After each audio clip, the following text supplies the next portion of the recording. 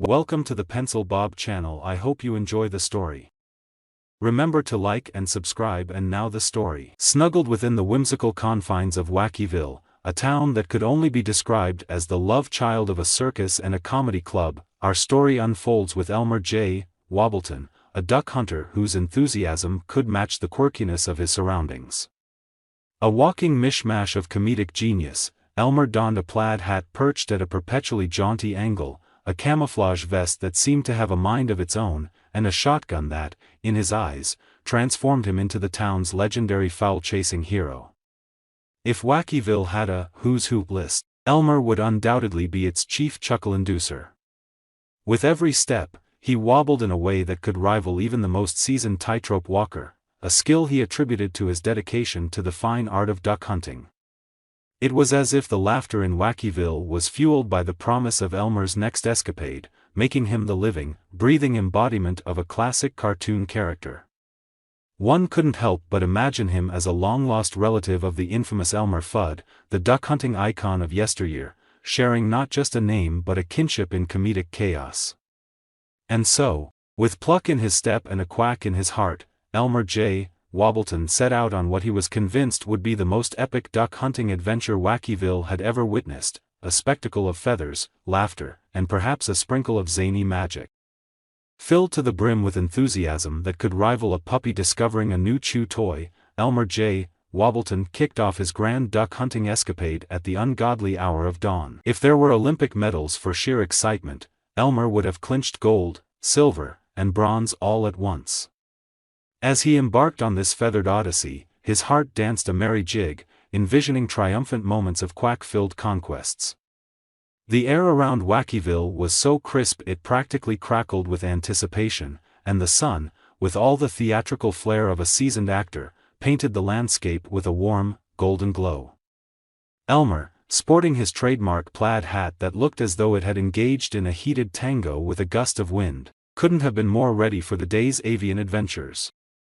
With unwavering determination, he marched towards the infamous Wackyville Marsh, a picturesque haven for ducks and, unbeknownst to our eager hero, a simmering cauldron of comedic calamities just waiting to bubble over. Little did Elmer realize that this seemingly idyllic marsh held secrets more mischievous than a group of giggling schoolyard pranksters. The reeds whispered tales of quacking mischief, and the waterlogged ground seemed to squelch with the anticipation of a slapstick symphony about to unfold.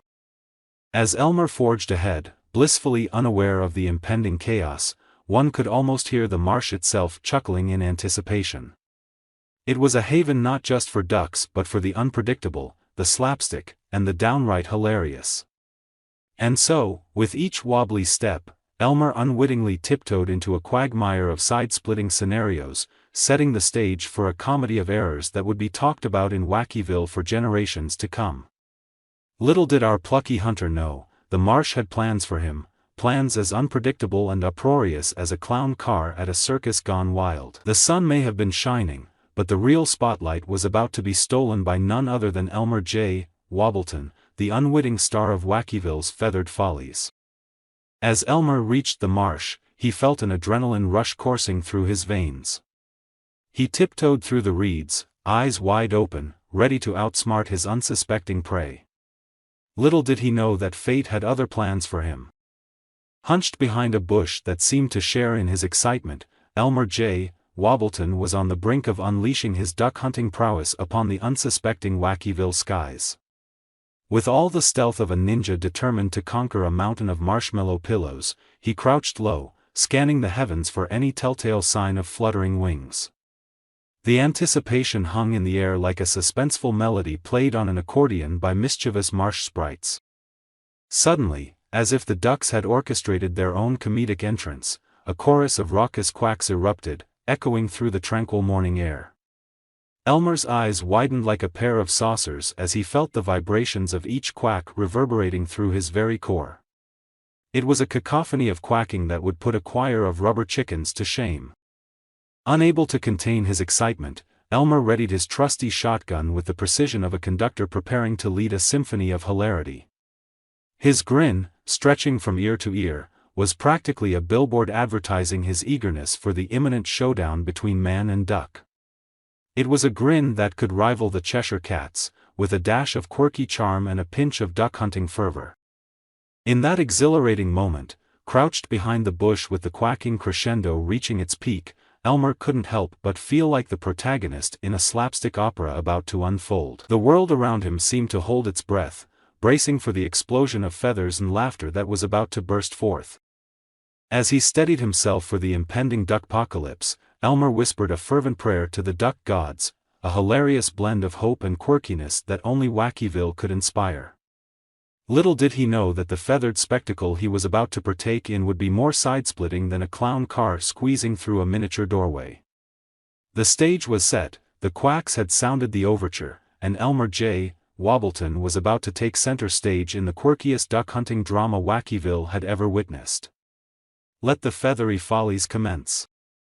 In his overzealous pursuit, Elmer tripped over an inconspicuous tree root, sending him tumbling into the mud with a resounding squelch. His hat flew off, and his once pristine camouflage vest was now adorned with a generous coating of marsh muck. Undeterred, Elmer rose to his feet, mud-soaked and determined, ready to continue his quest for the elusive ducks. As Elmer J. Wobbleton forged ahead into the heart of the marsh, his initial exuberance began to deflate like a balloon losing its helium. The once jubilant quacking, which had served as the marching band to his duck-hunting parade, now took on a mischievous tone, as if the very marsh itself had transformed into a stand-up comedy club with the ducks as the star performers. Unbeknownst to our intrepid hunter, he had unwittingly become the punchline of the avian gossip circulating in this feathery haven. The marsh, it turned out, had evolved into a hubbub of avian chatter, a clandestine society where ducks exchanged tales of Elmer's every stumble and wobble. The reeds, like gossipy bystanders, whispered secrets to one another, while the waterlogged ground seemed to ripple with amusement at the unfolding spectacle. If marshes had social media, Elmer would undoubtedly have been trending as the unwitting star of the latest waterfowl reality show, Duck Dynasty meets Wobbleton's Misadventures. Little did Elmer realize that the quacking, which he had initially interpreted as a symphony of encouragement, was, in fact, a spirited round of avian laughter. The ducks, with a quack here and a quack there, were slyly tipping each other off to his every move, turning the once serene Marsh into a makeshift comedy club where the main act was none other than Elmer J. Wobbleton, the Quack-tastic hunter with a flair for unintentional slapstick. As he trudged through the marsh's waterlogged terrain, Elmer's every step seemed to echo with the quacks of amusement from his feathery audience. The reeds bowed in mock applause, and even the frogs joined in with their own amphibious croaks, creating a cacophony of critter chuckles that would make even the most stoic of stone statues crack a smile. With each clumsy move, Elmer unwittingly choreographed a slapstick ballet, his every stumble a punchline to the marsh's inside joke. The ducks, meanwhile, continued their quacking commentary, transforming the once silent marsh into a riotous comedy club where Elmer J. Wobbleton was the headline act. Little did our bumbling hero know that his misadventures were becoming the stuff of Wackyville legend, as the marsh unfolded into a hilarious theater of feathers, laughter, and a bewildered hunter in pursuit of elusive ducks who seemed to have mastered the art of comedic timing. The stage was set, the quacks were the soundtrack, and Elmer?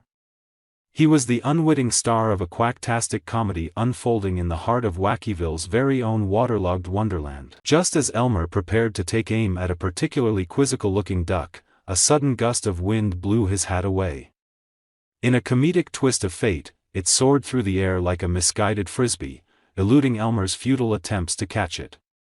The ducks, now thoroughly entertained, quacked uproariously, their laughter echoing through the marsh. Dejected but undeterred, Elmer trudged on, determined to redeem himself. However, fate had yet another surprise in store. Unbeknownst to Elmer, the game warden, a wily character named Wally Whistleworth, had been observing the entire spectacle from behind the cover of the reeds. Wally, a veteran of dealing with overzealous hunters, couldn't resist the opportunity for a bit of mischief. With a sly grin, Wally approached Elmer, his uniform blending seamlessly with the marsh surroundings. Startled, Elmer jumped at the sight of the unexpected visitor. Well, what do we have here? Wally exclaimed, a mischievous glint in his eye. Elmer J. Wobbleton, out here tryin' to bag a few ducks, are ya? Elmer stammered, trying to regain his composure. Why yes, sir. Just tryin' to enjoy some good old duck huntin'. Wally, feigning a stern expression, shook his head disapprovingly. Well, Elmer, hate to break it to ya, but duck hunting season ended yesterday. You're a tad late to the party, my friend. The color drained from Elmer's face as he processed the revelation. His grand expedition, his triumphant return with a bounty of ducks, all dashed against the rocks of a calendar oversight. Wally couldn't contain his laughter, and soon the Mars echoed with the hearty guffaws of the game warden and the perplexed chuckles of Elmer, who couldn't quite grasp the absurdity of the situation. To add insult to injury, Wally handed Elmer a calendar, circling the end of duck hunting season in bold red ink. Better luck next year, Elmer. And maybe invest in a new calendar. With that, Wally disappeared into the marsh, leaving Elmer standing alone amidst the quacking ducks and the echoes of laughter. A defeated yet resilient figure, Elmer trudged back towards Wackyville, his muddy vest and hatless head serving as a testament to the comedic calamity that had befallen him. As the sun set over the marsh, the ducks resumed their quacking, regaling each other with the tale of Elmer J. Wobbleton, the unwitting protagonist of the most memorable hunting escapade in Wackyville's history. And so, in the annals of the town, the legend of Elmer's misadventures would be retold for generations, a tale of laughter, mud, and a hunter who, despite all odds, became the unwitting star of a wacky duck hunting comedy.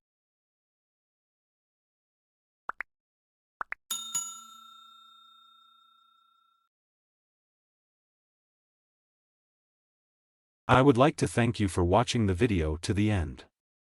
To encourage us to make more videos, please like, subscribe, comment, as well as share. Check out this other video if you haven't already.